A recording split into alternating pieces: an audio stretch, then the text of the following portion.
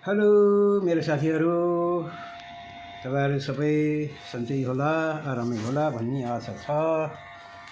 आज चाहिँ चल्दैछ मेरो यो आजमा चाहिँ एउटा चिज देखाउँछु।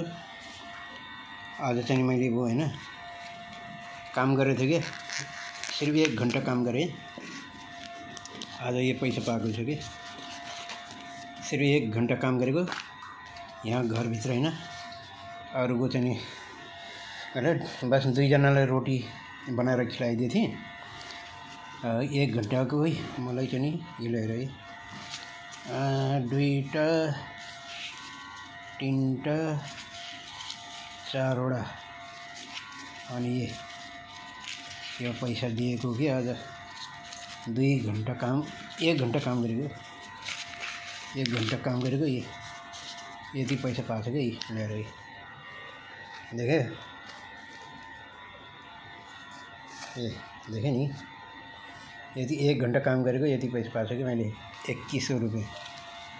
भनेपछि अब चाहिँ यो यसरी हो, कहिलेकाहीँ मौका मिल्छ यसो चाहिँ आफ्नो यता अडोस पडोसहरूमा चाहिँ भयो भने कहीँबाट चाहिँ मौका पाउँछ कि।